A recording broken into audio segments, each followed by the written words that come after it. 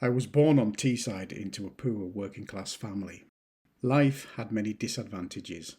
However, there was something present in my life that I didn't really know then, which would be one of the most advantageous things I could have imagined. Those were the people of Teesside and the backdrop to my life, the steel and the chemical works that overlooked the town I was brought up in. A sense of beauty in the darkness, as Ridley Scott put it, was ever present. It was the backdrop to life. I also found myself mesmerised by many old black and white movies.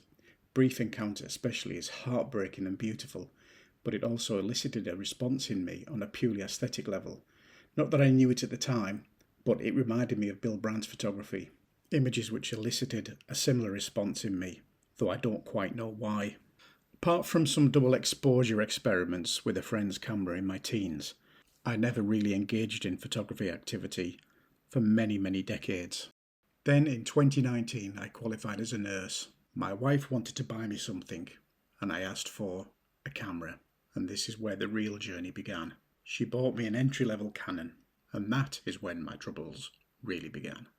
My education in photography really began with YouTube. I found a channel called The Photographic Eye, hosted by Alex Kilby. This introduced me to many photographers, and I felt almost mesmerised by the likes of Irwit, Leiter, Bresson, Brand, Soldado, and this led me to produce one of my favourite pictures, which I call Standing on the Shoulders of Giants, which was very much based on an aesthetic rather than a theoretical review of those photographers.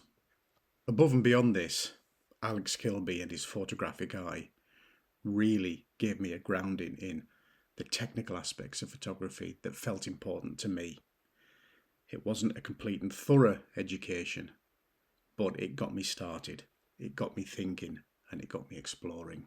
I began to copy some of my favourite photographers, and I toyed with their ideas and images, changing things, altering things, but still trying to keep their work at the very heart of what I was doing.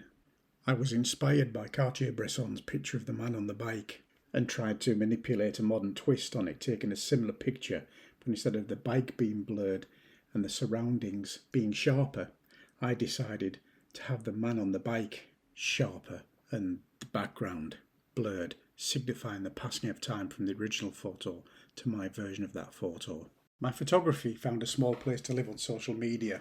Though falling for the trap of likes, I became frustrated that only the sharpest of shots seemed to receive a coveted heart. Then I read Why It Does Not Have to Be in Focus by Jackie Higgins, in which she argues that photographs need not be crisply or correctly exposed, colour balanced, framed or even composed by the photographer in order to have artistic merit.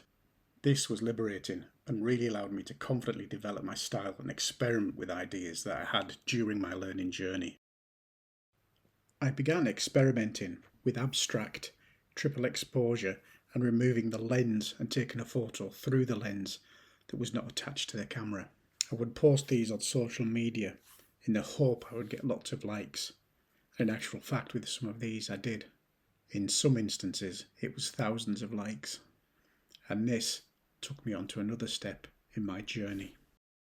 I began submitting some of my work to 256 magazine, having 5 images accepted for publication, winning 3rd place in the Portraits, Couples and Families category for an image I called A Father's Love, an image that harks back to my childhood and the harsh, manly environment in which I was brought up. I wanted to explore the tenderness which can occur between a father and his son.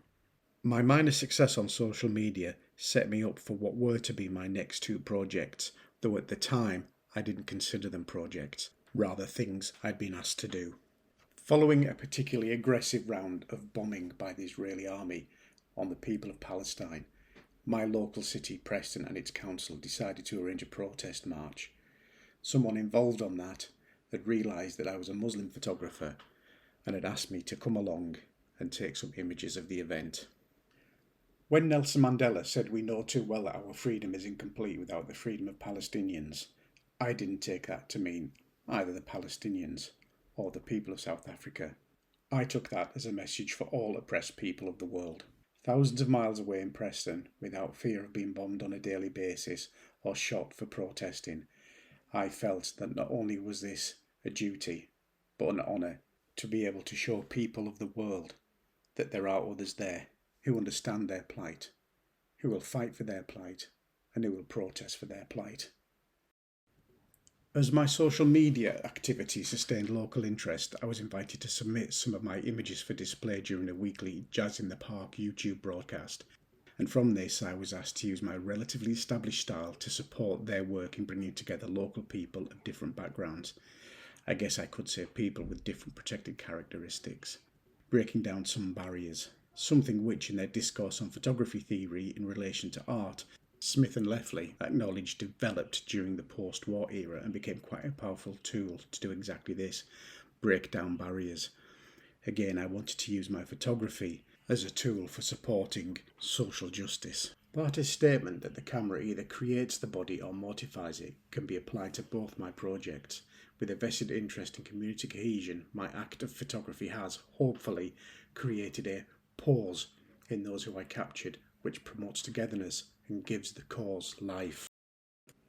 Having never been a professional photographer, I found myself applying for an MA in photography. This was daunting. I'd never thought about how I would structure a project, or plan research, or any of the things that we're now being asked to do. What I did for my portfolio was pull together a string of images which had, in my mind at least, a common theme. These images were born after the government saw grace to allow 1 hour of exercise a day. When I went for my walks, it really struck me that you could still see and feel humans were around. The roller coaster of life was visible everywhere, and I wanted to capture that. From this came my first ever project, Signs of Life. This project was not only about evidencing that we were there as people, but it also felt something of a metaphor for life. The beginning, the end, the journey, and how COVID had affected us and how we'd responded to COVID as humans in our behaviour is represented in there. I didn't research, I didn't plan, I brought it all together afterwards based on an idea that was a seed, and as a result of pulling that together for my portfolio, I became an MA student in photography. In terms of my final major project, I am swirling with ideas and doubts. Mental health is a major area of concern for me. It's okay not to be okay is repeated ad nauseum in the post-COVID climate. But what is mental health? What does it look like? I want to explore ideas of mirrors and windows, collaboration and words and pictures to understand what mental health, labels and medication mean to people who are given both or either. My time is a major concern for me. Work and family commitments are huge barriers. Nonetheless, I need to find a balance to fulfill my studies.